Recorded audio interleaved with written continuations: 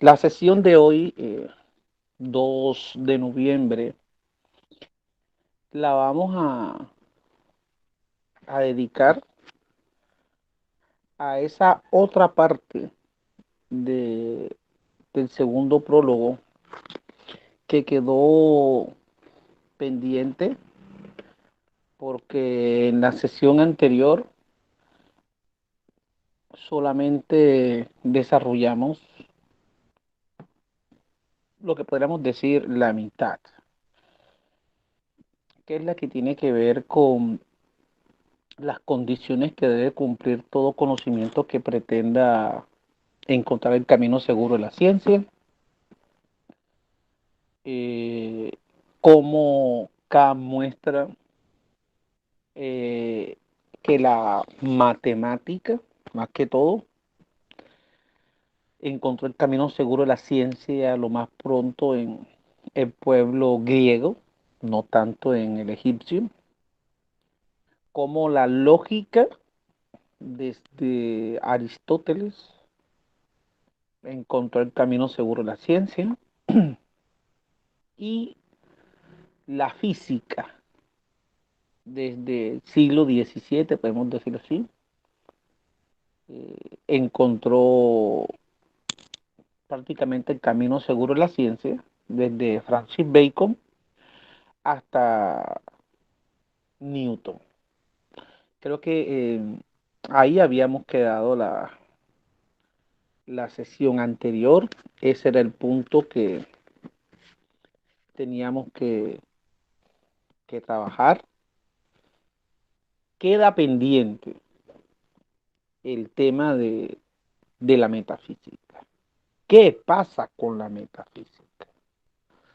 Y digo que queda pendiente porque el análisis que hace Kant de la metafísica es brillante. Yo diría que es hermoso porque no solamente dice en qué situación se encuentra, qué, qué es lo que hay que esperar de la metafísica, sino que Kant también te dice qué hay que hacer para que esa metafísica encuentre el camino seguro de la ciencia y brillante. Las consecuencias para la misma metafísica, las consecuencias morales, políticas que tiene ese nuevo proceder, que es el que Kant está proponiendo. Entonces creo que esta segunda parte del segundo prólogo va a estar dedicado a eso. ¿Cómo está? ¿Cómo hacer para cambiar? ¿Y cuáles son las consecuencias de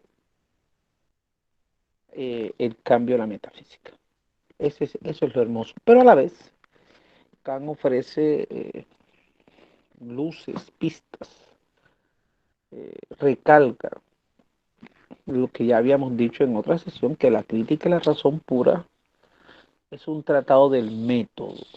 Eso a veces cuesta. Y que Kant diga que la crítica y la razón pura es un tratado del método, pero no de cualquier método.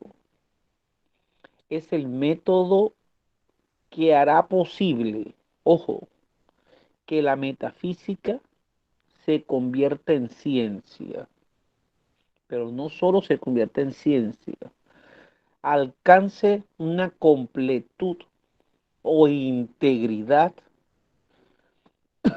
que es el tesoro que le quiere dejar a la posteridad. Y de esa manera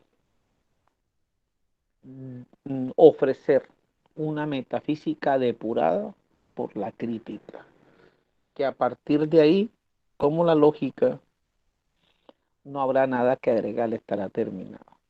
Eso nos lleva a pensar algo que a veces se ha discutido con ciertas posiciones neocantianas, que la, la crítica y la razón pura, su función no está en la primera parte, en lo que llamamos la analítica. El, eh, el, el punto vital de la crítica razón pura lo podemos encontrar, según Kant, en la dialéctica trascendental, que es donde Kant muestra qué se debe entender por metafísica, cuáles son los objetos de la metafísica, cuál es el método, cuáles son el análisis que hace Kant de los tres objetos de la metafísica y cómo la metafísica se puede convertir en un sistema. Pero digo que frente a la posición neocantiana debemos dejar claro ya que es una discusión que de pronto hoy no habría que volver a ella, pero a veces hay que tocarla. En la metafísica lo que va a mostrar Kant es qué se tiene que hacer para que la metafísica se convierta en ciencia. Más no, repito, más no, Kant está mostrando que la función de la metafísica, de la crítica razón pura, es explicar cómo es posible la física, la matemática y la lógica como ciencia. La crítica razón pura no es un tratado donde Kant justifica cómo es posible la ciencia. Al contrario, es cómo será posible la metafísica como ciencia. Por ello, aquí en la crítica razón pura se juega la vida o la muerte de la metafísica. ¿En qué medida? En que se debe encontrar el método adecuado. Cuando ese método se encuentre, los resultados serán majestuosos como Carlos mostró aquí. Pero vamos a nuestro primer punto de esta segunda parte, en donde creo que debemos, como siempre, citar, dejar que sea el propio Kant el que hable. Y vamos en la edición esta, que es la que ustedes tienen, vamos a la página 19. Página 19 que dice así, vamos a ir leyendo punto por punto, porque aquí creo que es en donde se abre este párrafo, este primer párrafo, es la bisagra donde se van a aparecer los distintos temas. Dice acá, la metafísica. Voy a leer primero y luego hago el análisis paso a paso. La metafísica, conocimiento especulativo de la razón, completamente aislado, que se levanta enteramente por encima de lo que enseña la experiencia con meros conceptos, donde por tanto la razón ha de ser discípula de sí misma, no ha tenido hasta ahora la suerte de poder tomar el camino seguro de la ciencia. Eso no es nuevo. Recuerden que Kant lo ha venido diciendo desde hace rato. Prosigamos. Y ello, a pesar de ser más antigua que todas las demás, y de que seguiría existiendo aunque éstas desaparecieran totalmente en el abismo de una barbarie que lo aniquilara todo. Efectivamente, en la metafísica la razón se atasca continuamente, incluso cuando hallándose frente a las leyes de que la experiencia más ordinaria confirma, ella se empeña en conocerlas a priori. Incontables veces hay que volver atrás en la metafísica, ya que se advierte que el camino no conduce a donde se quiere ir. Por lo que toca a la unanimidad de lo que sus partidarios afirman, está aún tan lejos de ser un hecho que más bien es un campo de batalla, realmente destinado al parecer a ejercitar las fuerzas propias de un combate donde ninguno de los contendientes ha logrado jamás conquistar el más pequeño terreno ni fundar sobre su victoria una posesión duradera. No hay pues duda de que su modo de proceder ha consistido hasta la fecha en un mero andar a tientas y lo que es peor, a base de simples conceptos. Vea, mire muchachos, aquí está la riqueza del análisis de Kant. Cuando nos enfrentamos a textos como estos, nos damos cuenta que una mente brillante tuvo que haber producido estas cosas. Vamos a desglosar, porque ya le vamos a desglosar. Primero, para que ustedes vean y dirán, carajo, pero yo esto no lo vi. No, es que con la lectura, de la relectura van apareciendo. Acá no hay que leerlo entre líneas. Dice, la metafísica. Lo primero es la definición, las características que tiene la metafísica. Y se encuentran en los 5 o 6 primeros renglones. La metafísica, coma. Conocimiento especulativo de la razón. El tema de la metafísica no es de la razón práctica, es de la razón teórica. Conocimiento especulativo de la razón.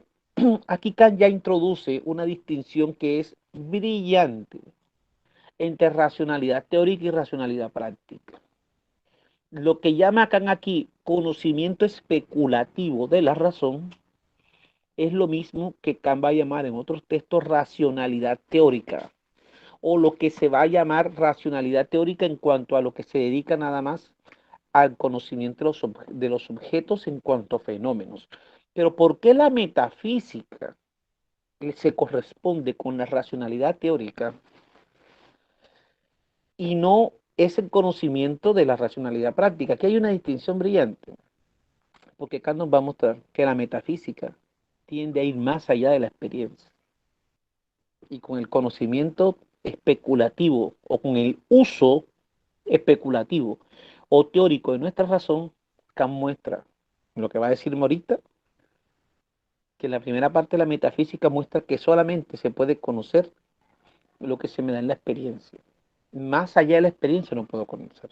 Entonces, con este conocimiento especulativo de la razón, lo que muestra Kant es que la metafísica queda garantizada al limitarse el uso teórico de la razón, pero no es bajo ese uso que ella va a tomar vida, sino que se desprende ese resultado después de haber hecho uso del, entre comillas, uso teórico o especulativo de la razón para mostrar qué se puede y qué no se puede conocer. Es un conocimiento especulativo de la razón completamente aislado. Ojo, y miren esta característica, en la que enteramente se levanta enteramente por encima de lo que enseña la experiencia. Eso es la metafísica. Ese conocimiento de lo que está más allá de la experiencia. Y con más allá no me refiero a espíritus, ni a entidades, ángeles, arcángeles, ni nada, ni cortes celestiales, ni nada de eso. Aquí está hablando Kant. Más allá es aquel conocimiento de esos objetos que no se me dan necesariamente en la experiencia y de los cuales no es nuevo en la filosofía que se ha tocado, porque el tema de lo justo, de lo bueno, son temas que, y los temas que ya tocó Platón, son temas que muestran que no tienen un objeto referente en la experiencia, pero que es importante. Entonces, primera característica, es un conocimiento, ojo, que se levanta más allá, o sea, de aquello que no es sensible. Y eso no se reduce a espíritu, a dioses, a genios malignos, ni nada de eso. Nada de eso. Dos, es un conocimiento con meros conceptos, pero aquí hay que decirlo algo, conceptos de la razón, que más tarde serán llamados ideas. Y tercero, donde la razón ha de ser discípula de sí misma. ¿Qué significa eso que la razón es discípula de sí misma? Que como la lógica, la razón no tiene que vérselas con objetos, que están más allá de sí misma. No tiene que ver con objetos fuera de la razón. Tiene que ver con los objetos que ella ha determinado. Los objetos que son el resultado de su preocupación, de la búsqueda de lo incondicionado. Eso es, diríamos, esta primera parte. Esas son las características de la metafísica. ¿Y qué nos dice Kant? Esa ciencia, con esas características, o ese saber, ese conocimiento, con esas características, no ha encontrado el camino seguro de la ciencia. Ojo, recuerden, ¿qué está diciendo Kant ahí con que la metafísica no encontró el camino seguro de la ciencia? La metafísica ha sido una tendencia, una inclinación natural de nuestra razón que busca lo incondicionado. ¿Qué es lo que le preocupa a Kant? Que no ha encontrado el camino seguro de la ciencia. Tiene una razón de peso y Kant la conoce claramente. Y ahora la vamos a ver cuál es. Ahorita, enseguida vamos a ver cuál es. Pero miren la riqueza que tiene esto. Esto es lo que hace que cuando uno lea Kant sienta que está siendo atrapado. Kant lo atrapa, lo envuelve a uno. Terminamos, yo no sé, lo voy a decir de pronto, estaré diciendo una locura. Pero Kant termina atrapándonos que terminamos siendo adictos. Kant. Leemos, leemos. Y cada vez que lee uno, lee cosas más y encuentra más. Y vuelve a leer y a veces siente que no lee, que no entiende. Y a veces siente que las ideas fluyen. No sé si les ha pasado. Pero es esa cosita de Kant. Eso es lo que hace que siempre estemos volviendo a él. Siempre. Y lo hace. Hay un misterio en que a veces entiendo y cuando lo vuelvo a leer siento que ya no entendí o que la idea que tenía ya no está ahí. No sé si pasará con otro autor, pero ahí me pasa con Kant. Eso intriga, hace que uno vuelve y vuelve. Y en ese ir, terminamos envueltos en Kant, muchachos. En esto que a veces a algunos le parece tosco, duro, seco, pero rico. Sí, algo así. Algunos dirán lo mismo de Hegel, de Marx. Uy, son cosas duras.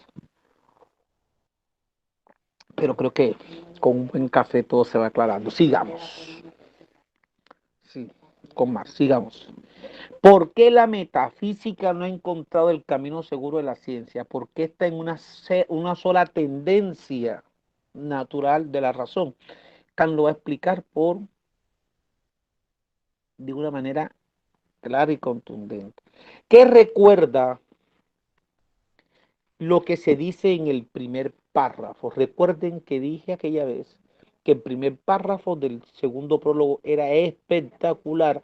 Pues esas mismas tres condiciones que debe tener un conocimiento para hacer ciencia son las que se repiten aquí. Y lo dice Kant así.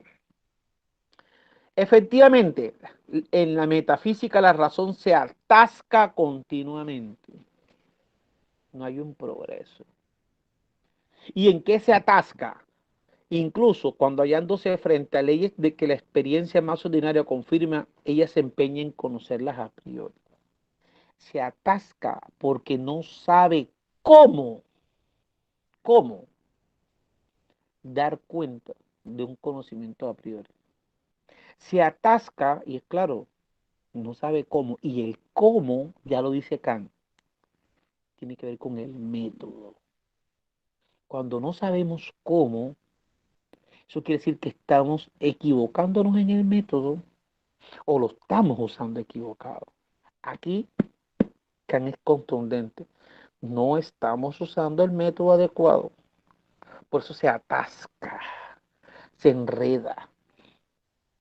No sabe cómo dar cuenta de eso a lo que la razón tiende, pero no sabe cómo hallarlo.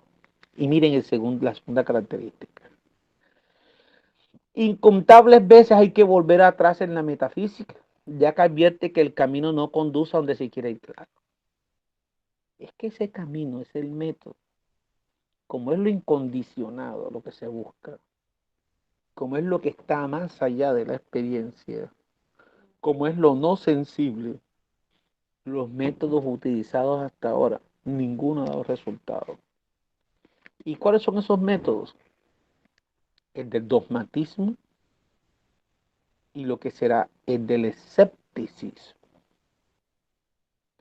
Dogmatismo, vamos a llamarlo así, con algunos racionalistas, y el del escepticismo con algunos empiristas, para que vean.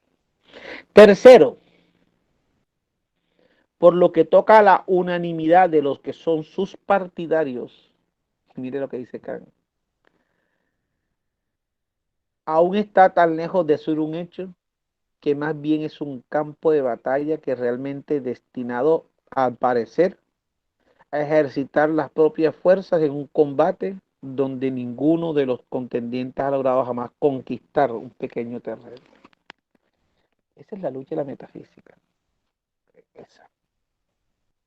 Por estas razones, nos dice Kant, la metafísica no encuentra el camino seguro de la ciencia. Pero aquí debemos hacer un pare, muchachos. Pare. Y preguntarnos, ¿esas condiciones de dónde salen? Estas condiciones las está tomando Kant de la física. Kant está tomando como ejemplo la física para explicar cuáles son las condiciones que debe tener un conocimiento que pretenda tener el camino seguro en la ciencia. Pero al tomar como ejemplo lo que sucede en física, Kant comete un error y es, vamos a pensar que no cayó en cuenta, y es el error de creer que lo que sucede en física debe suceder en las otras áreas. La física se convierte en el modelo a seguir y eso hace que Kant sea acusado de fisicalismo, pero solamente en ese punto. Ahora, si nosotros miramos y vamos al hermoso texto de Max Horkheimer, La función social de la filosofía, en ese texto hay algo que es claro y es que se nos muestra primero dos cosas. Primero, que en ciencias naturales, en ciencias positivas, en ciencias experimentales, como las quieran llamar, parece que los científicos desde hace rato tienen claro a dónde quieren ir. Tienen claro cuál es el método a utilizar. Pero además de eso, tienen claro unos conceptos frente a los cuales no hay discusión. En las ciencias experimentales, según ese texto, sucede todo lo contrario de lo que sucedería en la metafísica, según Kant. ¿Por qué? Porque hay unanimidad. Por ejemplo, creo que en física hoy no podríamos discutir movimiento, creo que no se puede discutir célula, creo que vida no se puede discutir, ya le agregaríamos otras cosas, pero creo que materia, etcétera. Hay cosas que se pueden, que se han ido revisando, pero en términos generales, en lo grueso, hay unanimidad conceptual. Es lo que permite que cualquier científico, físico, vea, entienda lo que el otro está diciendo. En filosofía, como nos muestra Horkheimer, el problema es grande, porque primero tenemos variedad de métodos. Dos, ¿qué es lo que se quiere conseguir con la filosofía? También varía. Y tres, lo más difícil, cada pensador tiene una noción de filosofía, le puede asignar a la filosofía unas funciones, lo que hace difícil de llegar a un acuerdo en cuanto a qué es filosofía. Ya de entrada sobre eso no están en desacuerdo justamente los físicos, ni los químicos, diríamos, ni los médicos, ni los biólogos. Pero preguntar qué es filosofía es tener una discusión amplia, porque no podríamos decir qué es filosofía, sino que tendríamos definiciones de filosofía. Y dentro de esas definiciones están los subconceptos, qué es idea, qué es experiencia, qué es lo bueno, qué es el ente, qué es el ser, qué es el ser humano. Vea, qué cosa compleja. Pero si lo vemos así, podemos decir entonces que ya hay diferencia. Lo que el texto de Horkheimer muestra es algo. Las diferencias son claras, no se pueden evitar. Lo que hace a la ciencia es distinto. Incluso lo que podríamos decir es que eso que Kant considera lo que no ha llevado a que a que la metafísica se convierta en ciencia es lo propio de la actividad filosófica. Con Horkheimer podríamos decir que esas diferencias que son abismales con la física, con las ciencias experimentales, es lo propio de la actividad filosófica. Por lo tanto, hay que entenderla distinta. Pero el texto de Horkheimer apunta a otro elemento, y es la utilidad. Bueno, aquí entramos a otro tema espinoso, y es el tema de la utilidad. Si utilidad es el para qué, si la utilidad es la utilidad práctica, lo que se nota, lo que se hace evidente, tendríamos que decir, muchachos, que las ciencias experimentales son muy útiles, nadie va a discutir eso. No podríamos discutir la utilidad de la biología, de la física, de la química, siempre y cuando es algo que se pueda aplicar directamente a la experiencia. Pues se sanan enfermedades, se hace una explicación distinta de fenómenos naturales, se pueden transformar, combinar metales para producir otros, se puede ir a ciertas plantas y elaborar productos que sanen y entre ellos alarguen la existencia humana. Eso no lo podemos discutir. Pero cuando nos preguntamos por la utilidad de la filosofía, ahí automáticamente tendremos que sentarnos bien, tomarnos otro poco de café y empezar a ver qué vamos a responder. No vamos a caer en los reduccionismos de que la filosofía tenía una función de fundamentar o de clarificar los conceptos de las ciencias. No, hasta ya no hemos llegado. Tampoco vamos a decir que la filosofía tiene la función de clarificar, servir de justificación a una época como Dios, etcétera. Porque eso sería que la filosofía tendría una función que está supeditada al servicio de él. Si esa función la tendría la filosofía, Kant es el claro en decir qué se entiende por eso. La función no sería servil o estar al servicio de. La función no sería secundaria. La función sería primordial porque sería una función clarificadora.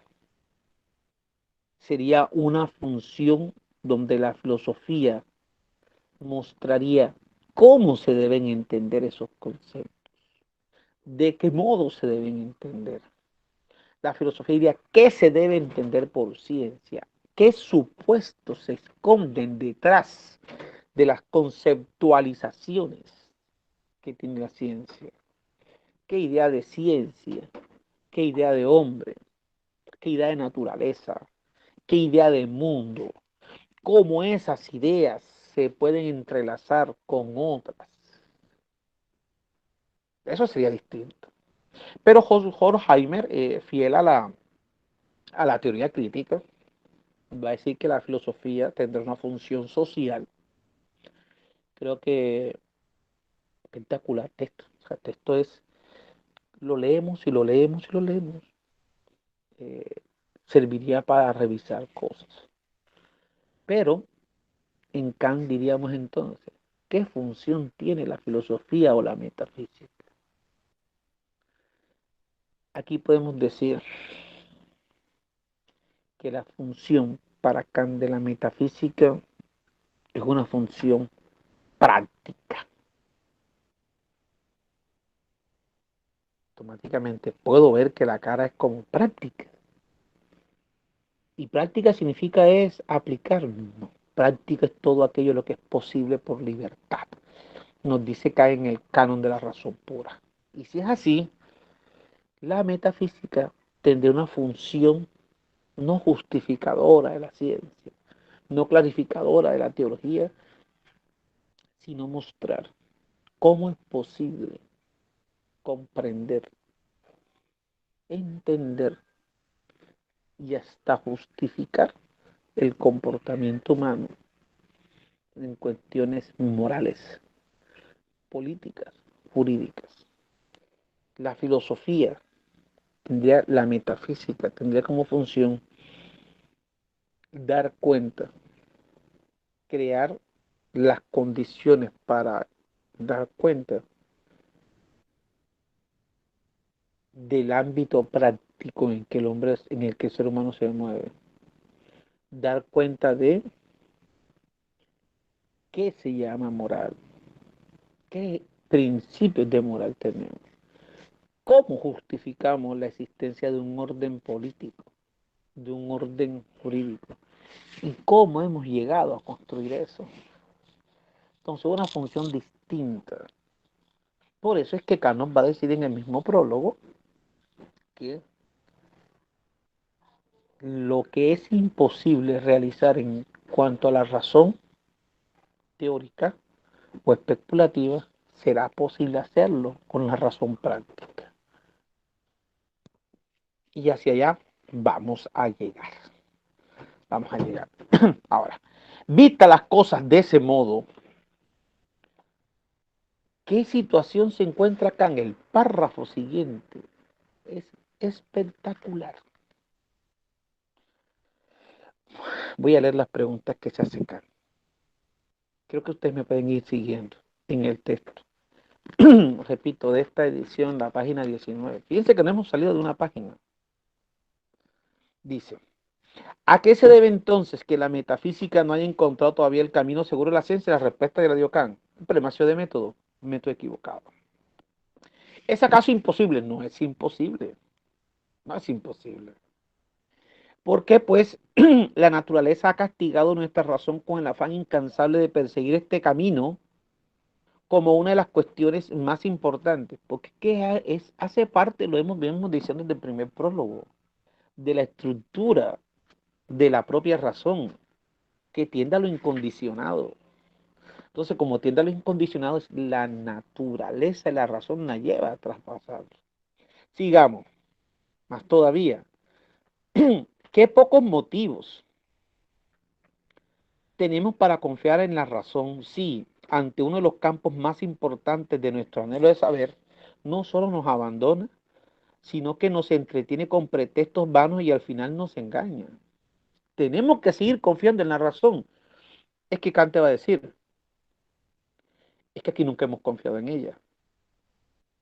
Aquí se ha confiado ciegamente, pero nunca se ha sometido la razón a ese tribunal, como si lo hace Kant. Por eso es que justamente se tenían pretensiones más amplias de las que la razón podía realizar o cumplir. Esperábamos demasiado de una razón sin haberle preguntado si ella podía darnos lo que le estábamos pidiendo o podía llevarnos a donde queríamos llegar. Bueno, quizás, miren lo que dice Kant, quizás simplemente hemos errado dicho camino hasta hoy. Exactamente. Quizás no. Hemos errado, dirá Kant. Si es así, miren muchachos la pregunta. ¿Qué indicios nos harán esperar que en una renovada búsqueda seremos más afortunados que otros que nos procedieron? ¿Qué indicios? ¿Qué señales? ¿Qué indicios? ¿Qué señales? Parece que no tenemos ninguna, pero Kant, fino en su argumentar, contundente, riguroso, nos va a decir si hay señales. ¿Cuáles? ¿Cuáles señales? Lo que ha sucedido en matemáticas y física. ¿Qué es lo que ha sucedido en matemática y física? Que gracias a un cambio de método se logró encontrar el camino seguro en estas ciencias. Entonces, ¿qué dice Kant? Listos, manos a la obra. En metafísica hay que también dar un giro, hay que también cambiar de método. Pero entonces nos preguntaríamos, ¿cuál es el método? ¿Cuál es el método que ha habido y cuál es el método que vamos a utilizar? Miren, miren cómo se va tejiendo la red. Es como cuando el que va, es como la araña, va tejiendo y sin dejar nada de lado. Kant no da puntada sin dedal. ¿Sabe lo que está diciendo? Eso es lo que lo hace hermoso. Es lo que hace que esta lectura vuelva y vuelva y vuelva y encontremos. Yo sé que ahora mismo, muchachos, yo sé que ustedes deben estar revisando lo que hicieron y revisando su lectura. Y de pronto dirán, pero es que esa vaina yo no la vi ahí. No, porque ahí está. Se las estoy mostrando. La diferencia cuál ha sido, en que ya con el tiempo hacemos una lectura detenida. Ya vemos otras cosas. Ya la lectura está mediada de otras lecturas, de otros textos de Kant, de muchos años de ir pensando estas ideas, de ir leyéndolas. Lo importante es que ahí están, ya ustedes la están viendo. ¿Y sabe qué pasa? Que si ustedes van a leer esto esta noche, de nuevo, van a decir, ¿qué fue lo que dijo Giovanni que yo no veo ahora? Pero es que él estaba ahí, ahora lo estoy viendo, y cuando van en la noche dicen, pero es que no lo encuentro. ¿Cuál es el método para decir cuál es el método adecuado? Kant, de forma contundente,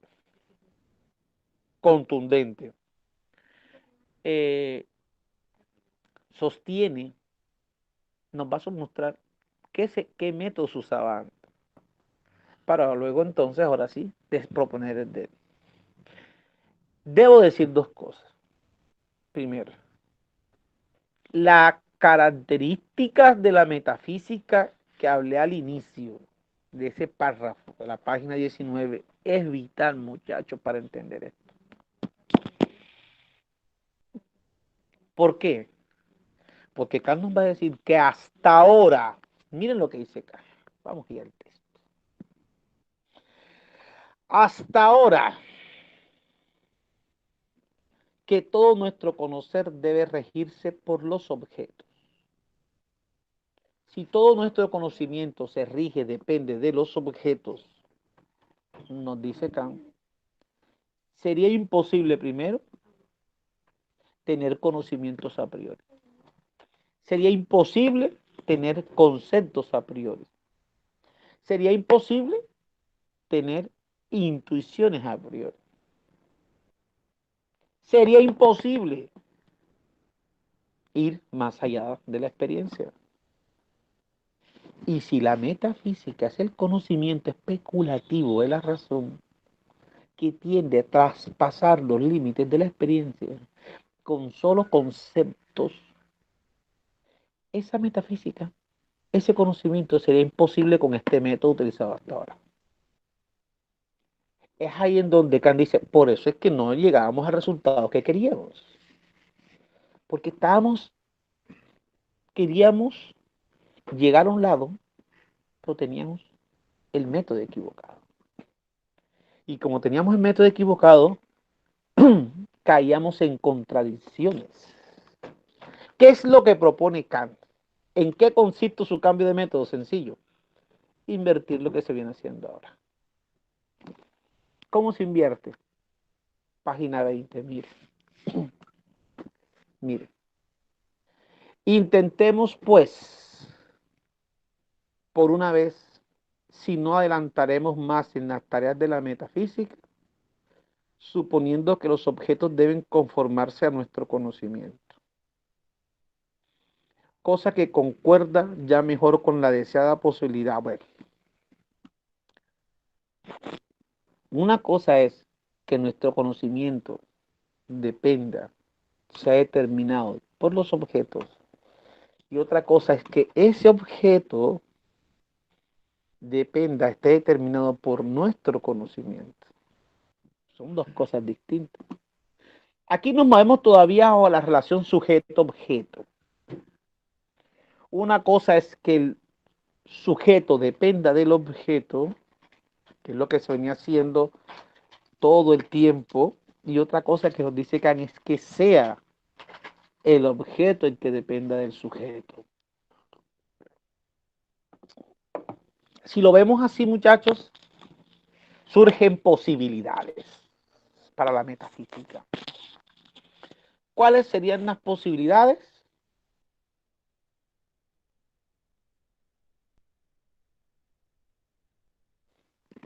¿Qué, qué, qué ventajas tiene ese método? Primero, es posible que existan conceptos e intuiciones a priori, independientes de ese objeto. Dos, como es el objeto el que se determina por el sujeto, es posible la existencia de un conocimiento a priori. Y tercero, y aquí hay un elemento vital, tercero, sería posible que con ese sujeto, con ese conocimiento a priori, nosotros pudiéramos configurar a qué llamamos objeto y a qué llamamos naturales. Hermoso,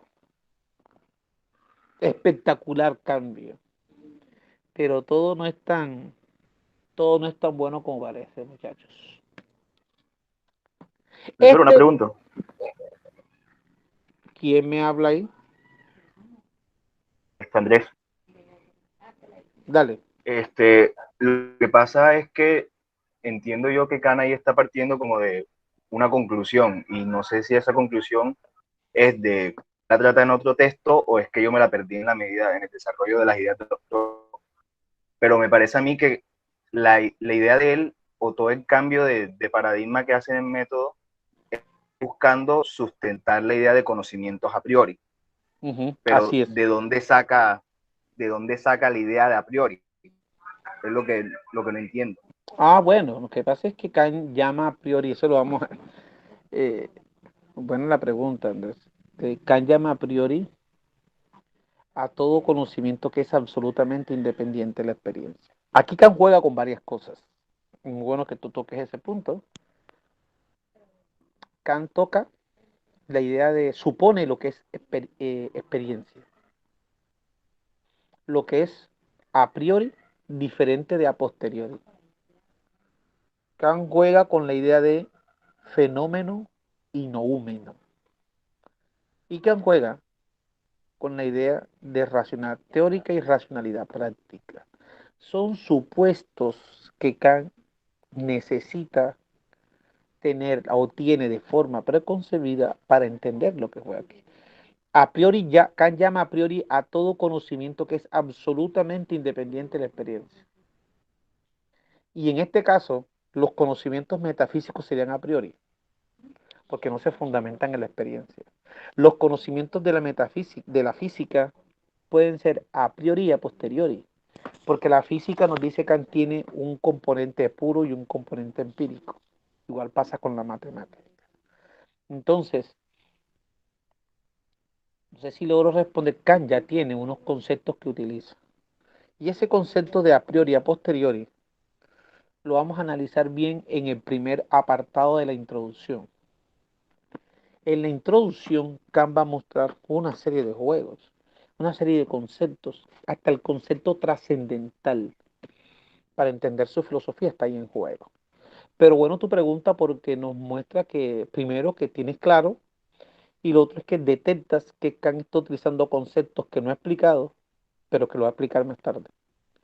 Y no solamente aquí, Kant lo hace en filosofía moral, lo mismo. Parte de unos conceptos que después de haber leído muchas veces es que empezamos a entender. Y ya de entrada que tú te identifiques que hay unos conceptos que están ahí, eso quiere decir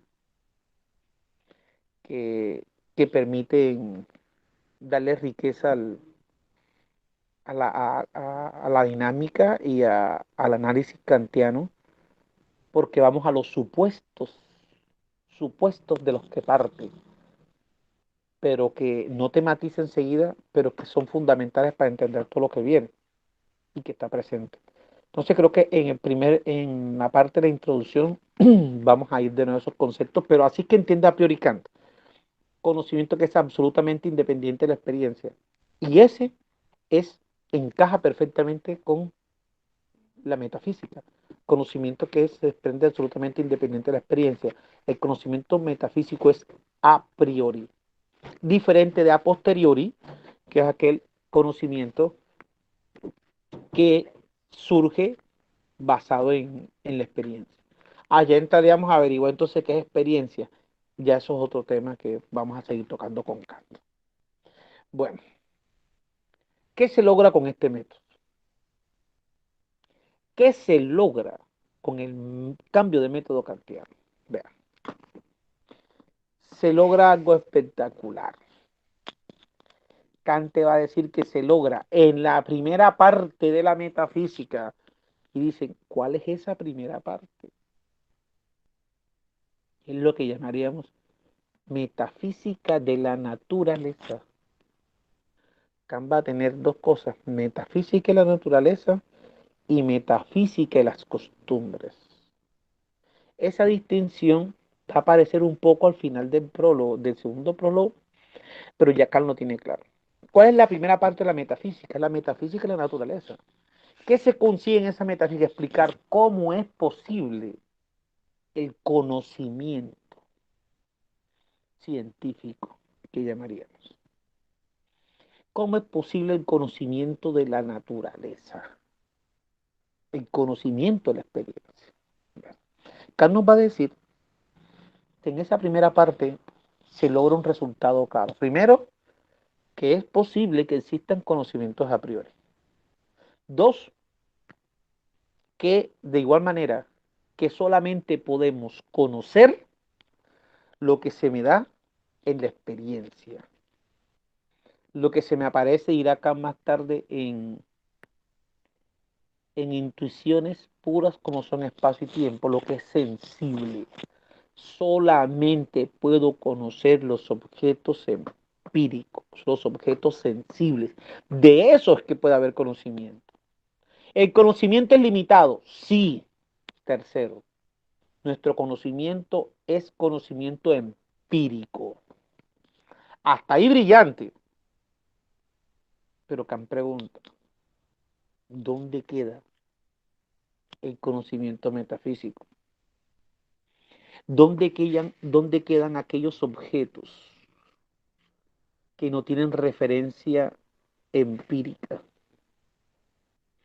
¿Dónde quedan aquellas ideas de la razón que la han movido? ¿Dónde queda la búsqueda de lo incondicionado? ¿Dónde quedan esos objetos de la razón pura? Que en este caso serían tres: Dios, libertad y la inmortalidad. ¿Dónde quedan? Porque hasta ahora se ha mostrado que nuestro conocimiento es de objetos sensibles, que no podemos trasladar los límites de la experiencia y que todo conocimiento con la razón especulativa es empírico. Y resulta que estos objetos son todo lo opuesto. Es en donde Kant nos dice que en la segunda parte de la metafísica la cosa no funciona bien. Parece que algo no lleva bien. Dice, este resultado consiste, ¿cómo se afecta la segunda parte de la metafísica? Consiste que con dicha capacidad jamás podemos traspasar la frontera de la experiencia posible, cosa que constituye precisamente la tarea más esencial de esta ciencia, que es la metafísica. Ojo, eso quiere decir entonces que las cuestiones metafísicas es imposible. Y aquí voy de nuevo a esa pregunta de Andrés. Kant saca a flote una idea importante. Con la razón especulativa se ha demostrado que en la primera parte de la metafísica llegamos al conocimiento más deseado, aspirado. ¿Cuál es? Encontramos el camino seguro, se puede conocer lo sensible, solo y únicamente lo sensible, y que con esa razón no se puede pretender conocer más allá de la experiencia. Con esa razón, las cuestiones metafísicas, los problemas de la razón no pueden ser analizados. Entonces, ¿qué nos dice acá? El as bajo la manga. Porque Kant habla, él dije, de que una razón tiene dos usos. El uso que se da a la razón en la primera parte de la metafísica es el especulativo o teórico. Pero Kant nos dice, si con ese método no se puede, si con esa razón no se puede, perdón, si es posible con el uso práctico de la razón. Y aquí Kant introduce la noción de racionalidad práctica. Si es posible con un uso práctico de la razón que pudiéramos traspasar los límites de la experiencia, llenar ese vacío justamente que no sabemos qué es y encontrar un sentido a esas preguntas, a esa tendencia, a esa inclinación de la razón. ¿Eso qué quiere decir? Que Kant nos va a decir que esa segunda parte de la metafísica, que es la metafísica de las costumbres, podrá ser analizada de la mejor manera haciendo haciendo uso de la racionalidad práctica. Porque en la racionalidad práctica no presuponemos que el objeto tiene que ser necesariamente sensible. ¿Y, ¿Y a qué se refiere la racionalidad práctica? A lo moral, a lo político, a lo jurídico, a lo estético, a lo religioso en el fondo, porque Kant también hablará de eso y lo va a tocar. Entonces encontramos que ya la metafísica no solamente tiene un método, sino que tiene unos objetos. Dios, la libertad y la inmortalidad. Pero también Kant agrega algo. Dentro de ese método se tiene que recurrir al uso práctico de la razón, porque es con ese que no suponemos el objeto necesariamente sea empírico. Para que vean lo hermoso que es esta parte de Kant que nos dice aquí. Ahora, es aquí donde Kant nos va a sostener que bajo estas razones, la crítica y la razón pura se convierte en ese tratado del método. ¿Qué otra ventaja tiene? Kant va a sostener que la metafísica tiene, como dice Kant, el destino, tiene una rareza, vamos a decirlo así, tiene, ya les digo, hombre,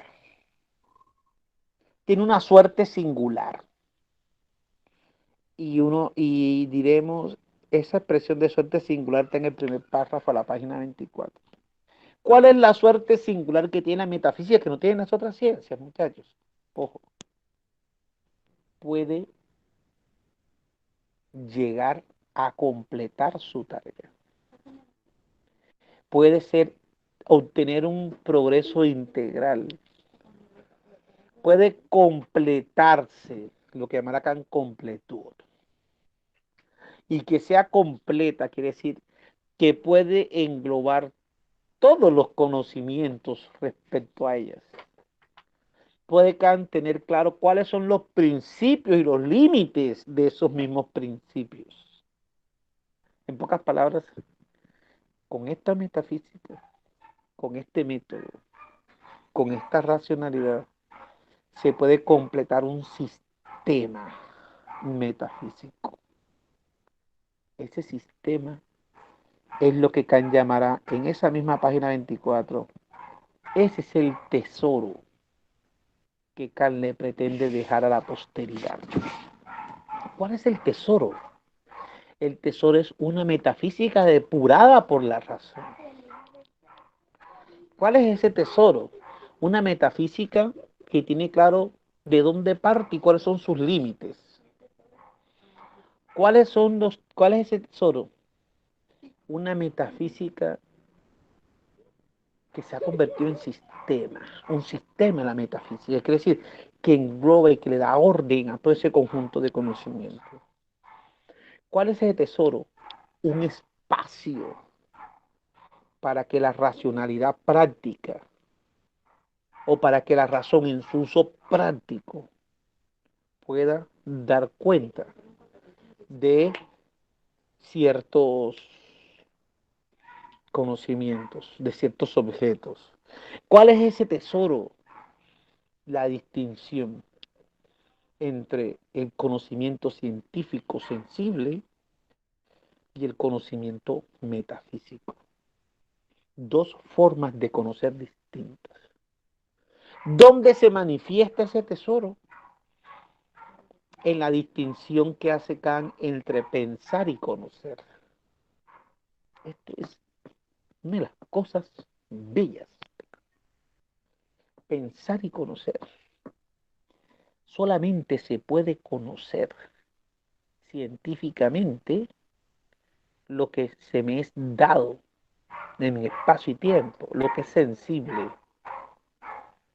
Mientras que lo que no es sensible lo podemos pensar. Pero aquí dentro de pensar no es solamente el acto de utilizar unos conceptos puros del entendimiento, sino que aquí Kant llama pensar, le da el título de pensar a lo que se da el proceder en metafísica, el proceder desde la racionalidad práctica. Y que diga que no se puede conocer, pero sí pensar, es porque en ese concepto de pensar se incluye todo un conjunto de acciones, de reflexiones, un método, unos resultados, una rigurosidad distinta a la científica. Entonces no es solo hecho de decir pensar. Ya Kant está englobando lo que es un modo distinto de conocer, con un procedimiento, con un uso de la razón distinto, con unos resultados y con unos objetos distintos. Eso es hermoso. Por eso, en la misma página 24, el propio Kant va a insistir en, en que, entre comillas, parece que la, la crítica a razón pura, vista así, tuviese una utilidad negativa. Aquí negativo no significa ni malo, ni positivo significa bueno. Tienen otra connotación. Que la utilidad de la crítica a razón pura en primera instancia sea negativa, cuando dice, claro, es cierto. Y es vital que sea negativa. ¿Por qué negativa? Vean, muchachos. Porque limita lo que puede ser conocido científicamente de lo que no. Limita, eso quiere decir que nos muestra que hay una realidad sensible que la podemos conocer científicamente. Pero habrá otra realidad no sensible, lo que está ligado con la cosa en sí, con lo noménico, que no puede ser conocido de esa manera. Tiene que ser conocido de otra. Eso ahí entonces es negativo porque limita. Pero gracias a esa función negativa de limitar, es que la crítica a razón pura hace su parte fundamental. Al limitar, quiere decir que está abriendo un espacio. Está diciendo que hay un espacio de la cosa en sí, de los objetos que no se miran en espacio y tiempo. Ese espacio lo está garantizando. Ese espacio lo está abriendo para que con otro uso de la razón, el práctico, ese espacio que tiene otros objetos que son Dios, libertad y la inmortalidad, pueda ser abordado, analizado de otra forma. Y ahí tendría una connotación positiva, una utilidad positiva de la crítica a razón pura. En pocas palabras, Kant está garantizando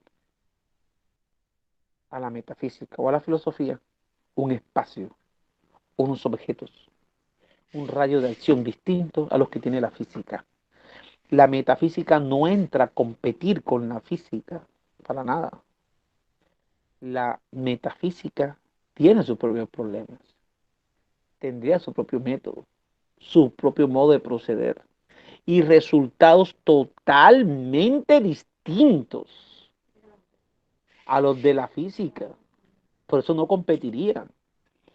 Por eso entiendan que la función de la metafísica y la filosofía sería moral y no sería competir con la física explicando los fenómenos naturales. Entraría a explicar fenómenos sociales que llamamos, políticos, morales, jurídicos, estéticos, religiosos. Eso lo estaría explicando la metafísica. Distintos, un rayo de acción distinto. Por eso es que Kant salva la vida de la metafísica, pero para eso tenía que limitar el conocimiento. Por eso es que Kant va a decir En la página 27, de ahí es que surge esta expresión y que tiene sentido. Tuve pues que suprimir el saber para dejar sitio a la fe. Bueno, ¿y por qué fe? Pues simplemente pues porque es una cuestión que no tiene que ver con el saber conocer, sino fe porque fe en una racionalidad práctica en distinto. Es un modo de actuar distinto. Fe, creencia es un modo de actuar distinto. Pensar distinto de la racionalidad científica. Ahora, Profesor, epa, pero dígame. entonces, como la clasificación que él hace entre las categorías estas de cosa como objeto en sí mismo y cosa como fenómeno, eso no se le aplica a absolutamente todos los objetos. Porque yo estaba pensando, por ejemplo, que una manzana, la aproximación que tenía la intuición, una manzana era como cosa como fenómeno. Tratando de aplicar las dos Ok, lo categorías que esas, ¿no pasa, es así? te entiendo, no, o sea, no es que no es que todos los fenómenos tengan que ser vistos desde estos dos puntos de vista. En el caso de la manzana tiene todas las características de un objeto fenoménico. Tiene color, tiene sabor, tiene peso, tiene textura. Ahí se me dan el espacio y tiempo, las puedo ver, las puedo palpar. Pero no son esas cuestiones a las que se refiere Kant. Lo que Kant llama nouménico, la cosa en sí, aquellos objetos a los cuales la razón tiende y no deja de perseguirlos, son tres. Son los tres objetos de la metafísica, que son Dios, la libertad y la inmortalidad del alma. Por eso es que Kant, desde inicio del prólogo pasado, nos dijo, es que Kant, la metafísica no se va a tratar, no va a tratar de todos los objetos de la razón, que serían muchísimos, sino que lo que Kant nos va a mostrar es cómo es posible que la razón dé cuenta de tres problemas: Dios, libertad e inmortalidad. Son esos tres problemas los que van a Kant tratar de mostrarnos que puede, solamente tienen sentido si vemos que la realidad se puede dividir en una realidad fenoménica y una realidad noménica. Por noménico, de reino noménico, hacen parte esas tres características, esos tres objetos. Pero también hay algo, ya que tú lo tocas, hay un cuarto elemento que es parte de lo noménico, y es que esa distinción de nouménico, cosa en sí, y fenómeno, se ve representada en el ser humano. Ese es el gran problema que plantea Kant. El ser humano representa esa distinción de lo nouménico y lo fenoménico. Y vamos a llegar porque el problema de Dios nos muestra Kant. Si no se hubiese distinguido, ojo, entre noumeno y fenómeno, sería imposible pensar la idea de Dios. Si no se hubiese distinguido lo nouménico y lo fenoménico, sería imposible pensar la idea de un alma inmortal, simple e indivisible, con todos esos alteros. Y mire lo mejor. Si no se hubiese distinguido entre fenómeno y nómeno, sería imposible la libertad. Y si la libertad es imposible pensar la moralidad. Es imposible pensar lo político. lo jurídico, lo estético, hasta lo religioso, tal y cual como lo entiende Kant. Es que la libertad, es tan importante esa distinción entre nómeno y fenómeno, que es aquí donde se representa la libertad y es donde toca esa dualidad al ser humano. Si no se hubiese distinguido esos puntos de vista, el ser humano, el ser humano no podría ser pensado como libre.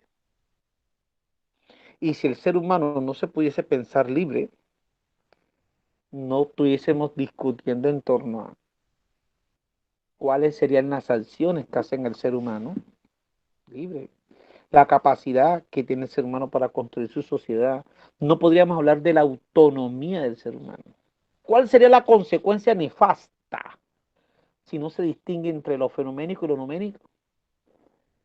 Que la causalidad natural propia del conocimiento científico, propia de la naturaleza, tendría que aplicarse tanto a lo noménico como a lo fenoménico. Estaríamos regidos todos por causalidad natural. Y si existiese solo la causalidad natural, no fuéramos libres.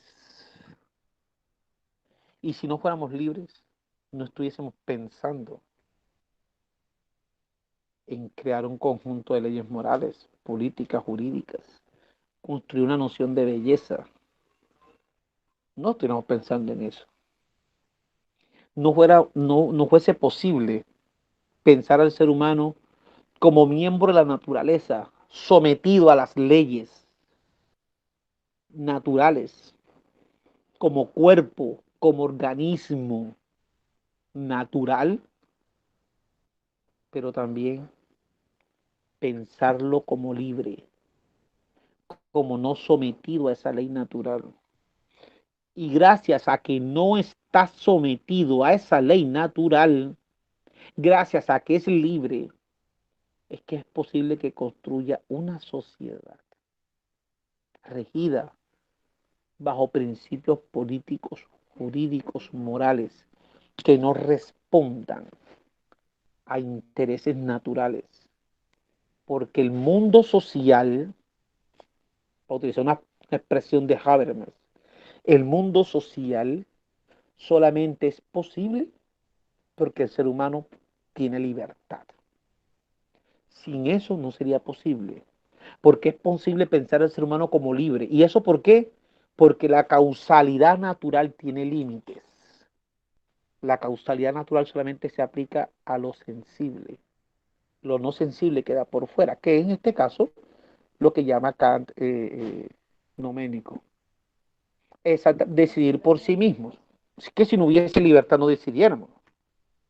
Estuviéramos actuando simplemente como cualquier animal que actúa instintivamente o que actúa para satisfacer una necesidad. Tengo hambre, no aguantaría el hambre, esperar que llegue a mi casa y que prepare algo, o estaría simplemente satisfaciendo la necesidad comiendo lo que vea en un mostrador o lo que encuentre. Y así no es. Por eso, es, Profesor, diga, si quiere termina y después hago mi pregunta, profe. ok, dale, listo, muy bien. Mejor así. Ahora, este proceder metafísico, esta metafísica que muestra que estos tres objetos pueden ser tratados de una manera distinta, esta metafísica filtrada por la racionalidad, filtrada por la crítica, perdón, ¿a quién afecta? Aquí vemos, ya vimos cómo estaba, ya vimos el método y cómo afecta a la metafísica. Ahora vamos las consecuencias de ese tesoro que se llama la metafísica,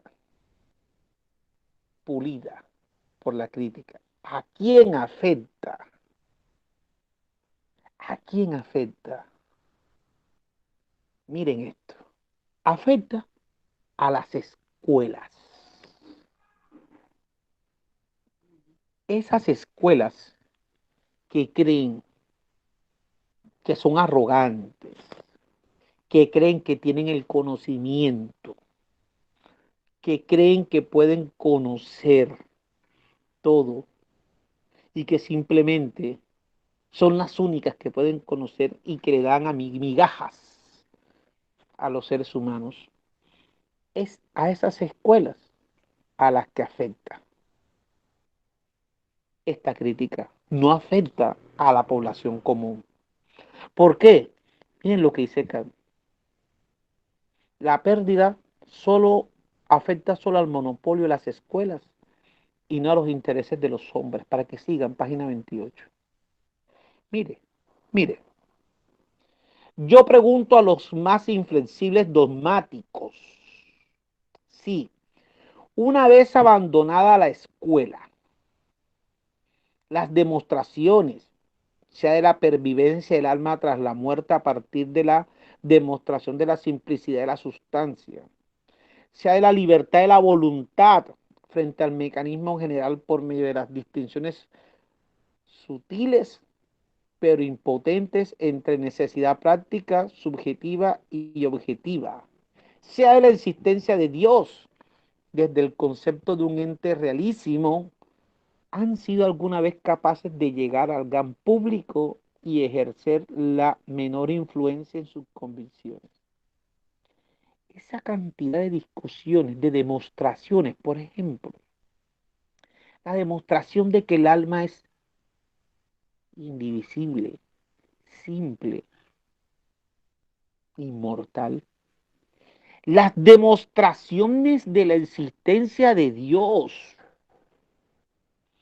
la noción de voluntad, de las influencias que se ejercen sobre la voluntad, de la forma como la voluntad ejerce un dominio, control, efecto sobre nuestras pasiones, deseos, apetitos.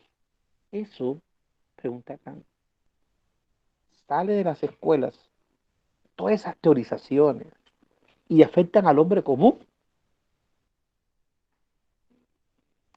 La pregunta de Kant no es ingenua. ¿Sabe qué va a encontrar Kant? No. Entonces, si las teorizaciones no afectan a no afectan, no salen de las escuelas, la crítica, las críticas a esa arrogancia de las escuelas no afecta al vulgo, afecta a las escuelas. Y miren lo mejor, miren esto, es que esto es espectacular, para que vean la diferencia que hay entre la creencia del hombre común, cómo el hombre común justifica su creencia en Dios, en una voluntad y en un alma, son muy distintas las que dan las escuelas. La misma página 28 y se cambia.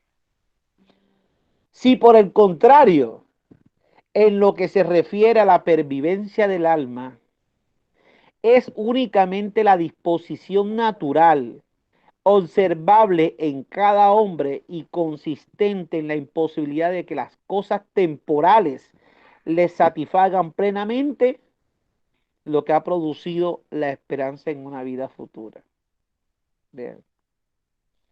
Con respecto a la libertad, si por lo que atañe a libertad, la conciencia de esta no se debe a escuelas y a demostraciones ni a teorizaciones. Miren, la conciencia de esta libertad se debe solo a la clara exposición de las obligaciones en oposición a toda la exigencia de las inclinaciones. Y por último, a lo que afecta a la existencia de Dios. Miren lo que el hombre común cómo llega en cada uno. Es solo el espléndido orden, belleza y el cuidado que aparecen por doquier en la naturaleza lo que ha motivado la fe en un grande y sabio creador del mundo. No son las demostraciones, las teorizaciones, las discusiones que dan los doctos de la fe, la que lleva a que el ser humano común y corriente crea. Son otras razones, otras. Y aquí ustedes dirán, ¿cuáles son las escuelas las que se ven afectadas? En un texto corto pero contundente, más adelante, 1785, si no me equivoco, y luego más tarde, en el conflicto de las facultades, Kant no va a repetir. Kant está atacando a la estructura de la sociedad prusiana. Y estamos hablando de cuáles son las escuelas. Las escuelas de teología. Escuelas de teología que se ven representadas en el clero. Escuelas de derecho que se ven representadas en los juristas. Y más tarde, Kant va a decir, escuelas de medicina que se ven reflejadas en los médicos. Pero aquí Kant está atacando es a esas escuelas, pero específicamente a las escuelas de teología, a los teólogos que se arrojan. Pero aquí haría falta una cuarta facultad, como lo diría acá en el conflicto de las facultades, es la facultad de filosofía. Que la filosofía tiene una función, ser crítica, evitar las confusiones, evitar los engaños, las falsas creencias, evitar que unos cuantos se arrojen el conocimiento y quieran manipular, controlar bajo ese uso a la población. Esa es la función que le dan a la filosofía, una función crítica. Está aquí, está en el texto respuesta a la pregunta ¿qué es la ilustración? Está en el conflicto de las facultades. ¿Y sabe dónde está presente? En lo que le voy a decir algo. En la crítica que le hace al gobierno en una página siguiente. Pero ahora aquí, siguiendo con las escuelas, dice, ¿qué deben aprender las escuelas? Luego de criticarlas, que es brillante. Vean, yo le dije la consecuencia moral y política que tiene eso. Y miren que ya estamos ahí. ¿Qué tienen que hacer las escuelas? Primero, no arrogarse un conocimiento más elevado y extremo que el tan fácilmente alcanzable por la mayoría. No pretender que ellos son los únicos que pueden conocer las sagradas escrituras, conocer los designios de Dios, conocer lo que va a pasar en este y en el otro mundo. Para nada. Y dos, limitarse. Esta palabra límite, Kant tiene, a cultivar esas razones probatorias universalmente comprensibles y que desde el punto de vista moral son suficientes. El problema es moral. Y aquí moral no debemos verlo como que está bueno, que está malo, no.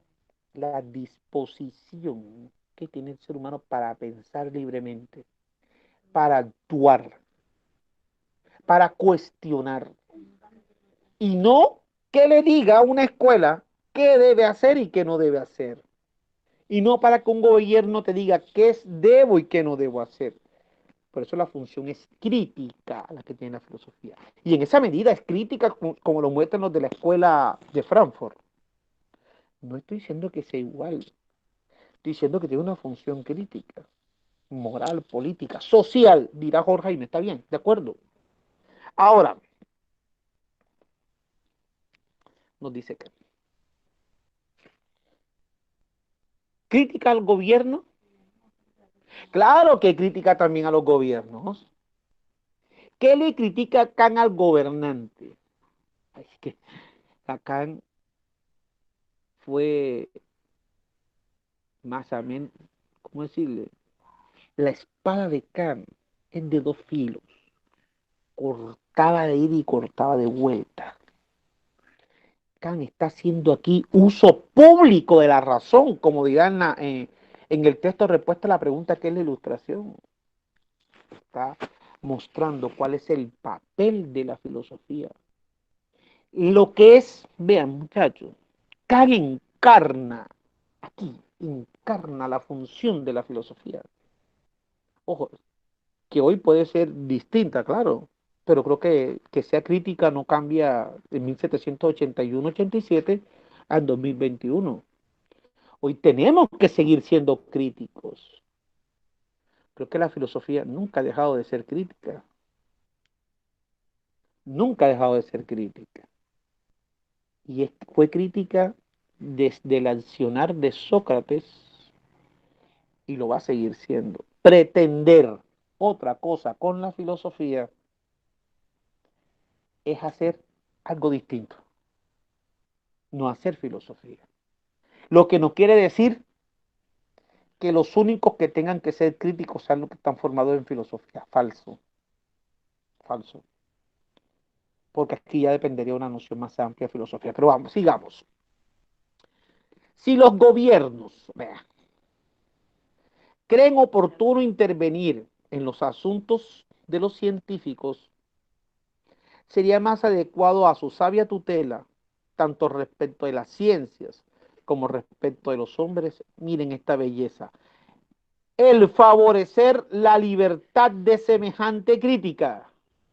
Esto está presente en el texto del conflicto de las facultades, donde Kant, desde la facultad llamada inferior de filosofía, critica las cuatro facultades llamadas superiores: medicina, derecho y teología. Y en donde la medicina, el derecho y la teología se corresponden con tres grandes sectores de la sociedad prusiana, incluyendo los militares. Bueno, el favorecer la libertad de semejante crítica, único medio de establecer los productos de la razón sobre una base firme, que el apoyar el ridículo despotismo de las escuelas, que levantan un griterío sobre los peligros públicos cuando se rasgan las telarañas por ellas tejidas, a pesar de que la gente nunca les ha hecho caso y de que por tanto tampoco puede sentir su pérdida. Lo que habíamos dicho hace rato. Ahora, para ir terminando, este hermoso prólogo dice, página 30, para que sigan. Mire, la crítica no se opone al procedimiento dogmático de la razón en el conocimiento puro de esta en cuanto ciencia, sino al dogmatismo. ¿Qué es dogmatismo? Ya lo habíamos dicho. La pretensión de avanzar con puros conocimientos conceptuales conforme a unos principios sin haber examinado el modo ni el derecho con que llega a ellos. El dogmatismo es el procedimiento dogmático a la razón pura, sin previa crítica a su propia capacidad.